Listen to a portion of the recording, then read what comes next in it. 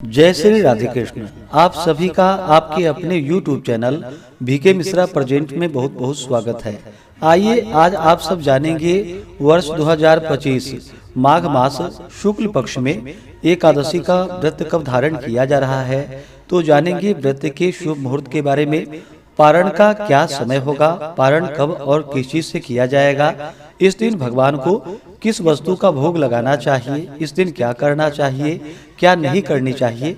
तो आइए जानते हैं इन सबों के बारे में। प्रत्येक माह के कृष्ण पक्ष और शुक्ल पक्ष की एकादशी तिथि के दिन एकादशी का व्रत धारण किया जाता है। इसे एकादशी या 11 व्रत के नाम से जाना जाता है। यह व्रत भगवान विष्णु भगवान श्री कृष्ण को अति प्रिय है। माघ मास शुक्ल पक्ष में पड़ने वाली एकादशी को इसे जया एकादशी के नाम से जाना जाता है। आप सभी भक्तों को जया एकादशी व्रत की ढेर सारी शुभकामनाएं। आप सभी के जीवन में लक्ष्मी नारायण की कृपा से, भगवान श्री कृष्ण की कृपा से आप सभी को सभी प्रकार के सुख और समृद्धि की प्राप्ति हो। प्रत्येक माह के कृष्ण पक्ष की एकादशी का अपना विशेष महत्व माना गया है। इसी प्रकार से माघ मास शुक्ल पक्ष की जया एकादशी का अपना विशेष महत्व है। जो भी भक्त सच्ची श्रद्धा के साथ, नियम और निष्ठा के साथ जया एकादशी का व्रत धारण करते हैं, इस दिन भगवान विष्णु, माता लक्ष्मी, भगवान श्री कृष्ण की पूजा करते हैं, तो इस व्रत के प्रभाव से व्यक्ति के सभी प्रकार के पाप और ताप नष्ट होते हैं तथा अकाल मृत्यु का भय नहीं होता है। भूत प्रेत पिशाच आदि योनि भय से मुक्ति मिलती है।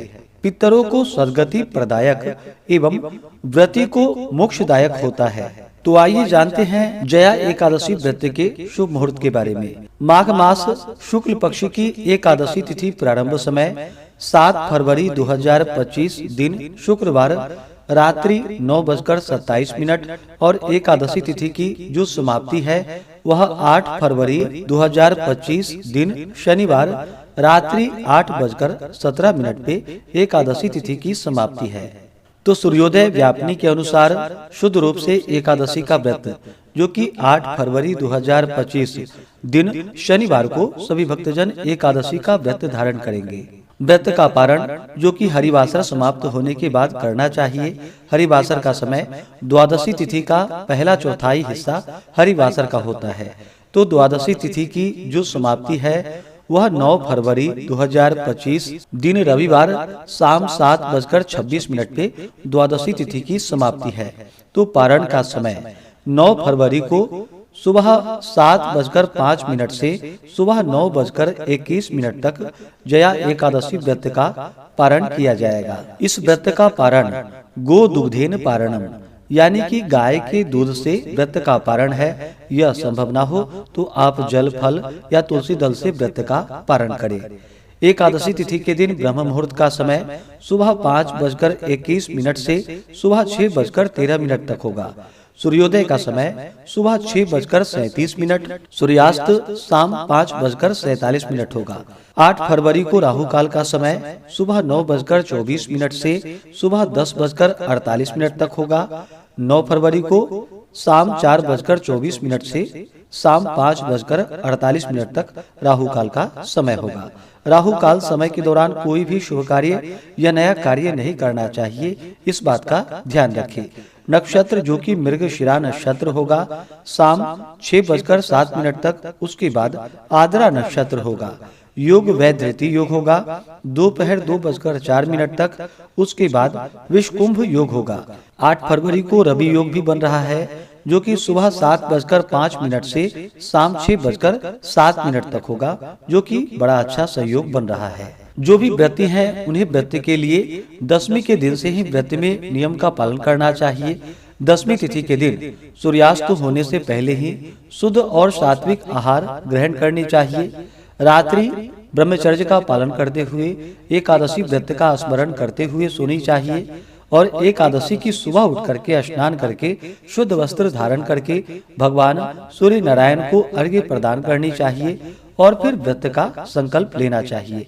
भगवान विष्णु, भगवान श्री कृष्ण से प्रार्थना करनी चाहिए कि हे भगवान, आज मैं जया एकादशी का व्रत धारण करने जा रहा हूँ या करने जा रही हूँ। इस प्रकार से भगवान से प्रार्थना करें कि यह व्रत मेरा निर्विघ्न पूरा हो, हमें पुण्य फलों की प्राप्ति हो।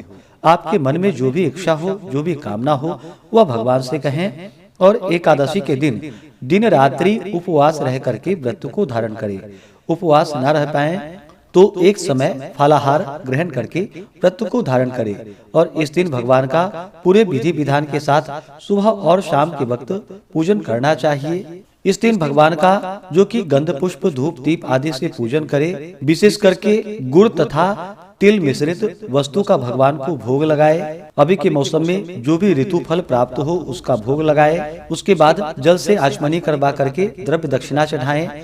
मुख शुद्धि के लिए पान पत्र सुपारी लौंग इलायची के साथ में अर्पित करें। इस प्रकार भगवान का पूजन करके एकादशी व्रत का कथा श्रवण करे। विष्णु सहस्त्र नाम पुरुषोक्त आदि मंत्र स्तोत्र का पाठ या श्रवण करे और फिर एकादशी की रात्रि जहाँ तक हो सके जागरण करते हुए समय को व्यतीत करनी चाहिए और द्वादशी की सुबह उठ करके स्नान करके शुद्ध वस्त्र धारण करके भगवान का पूजन आरती कर ले। इसके बाद ब्राह्मणों को भोजन करवाएं, ब्राह्मणों को दान और दक्षिणा दे और फिर समय के अनुसार व्रत का पारण करना चाहिए। इस एकादशी के व्रत में विशेष करके गुड़ तथा तिल मिश्रित वस्तु का दान करे, गर्म वस्तुओं का दान करे। जो भी आपकी श्रद्धा और आपके सामर्थ्य के अनुसार जो भी वस्तुएं हों उनका दान पुण्य अवश्य ही करनी चाहिए, क्योंकि माघ का महीना भगवान विष्णु भगवान श्री कृष्ण को अति प्रिय होता है। इस दौरान गंगा स्नान करना, दान पुण्यों का कार्य करना जो कि अनंत फलदायी माना गया है। और अभी जो कि महाकुंभ भी लगा हुआ है, तो इस दौरान जहाँ तक हो सके संगम तीर्थ क्षेत्र आदि जगहों पर जाकर के स्नान का कार्य करे, दान पुण्यों का कार्य करे तो बड़ा ही पुण्य फलदायी होता है। तो इस प्रकार दान पुण्यों का कार्य करके ब्राह्मणों को भोजन करवा करके फिर समय के अनुसार व्रत का पारण करना चाहिए। व्रती को व्रत के दौरान किसी के ऊपर क्रोध नहीं करनी चाहिए। अपने मन में किसी के प्रति ईर्षा या द्वेष का भाव नहीं लाना चाहिए। ब्रह्मचर्य का पालन करना चाहिए। व्रत के दौरान जहाँ तक हो सके ओम नमो भगवते वासुदेवाय, श्री कृष्ण गोविंद हरे मुरारे आदि मंत्रों का जप करना चाहिए। इससे भगवान विष्णु अपने भक्तों पर अति प्रसन्न होते हैं। जब भगवान प्रसन्न होते हैं तो अपने भक्तों के सभी प्रकार के पाप और ताप को नष्ट कर देते हैं तथा सुख और समृद्धि का आशीर्वाद प्रदान करते हैं और अंत में भगवान विष्णु की कृपा से, भगवान कृष्ण की कृपा से विष्णु लोक की प्राप्ति होती है। तो आशा करता हूँ कि यह जानकारी आपको अच्छा लगा हो। इसी प्रकार से ज्ञानवर्धक जानकारियाँ प्राप्त करते रहने के लिए, व्रत पूजा के बारे में जानने के लिए, कथा को सुनने के लिए चैनल पे अगर आप पहली बार आए हैं तो चैनल को लाल बटन दबा करके सब्सक्राइब करें, साथ में बेल आइकन घंटी को दबाएं ताकि आने वाली वीडियो का नोटिफिकेशन आपको समय से मिलता रहे। वीडियो को लाइक करें, शेयर करें। सुखी रहें और स्वस्थ रहें। जय श्री राधे कृष्ण। धन्यवाद।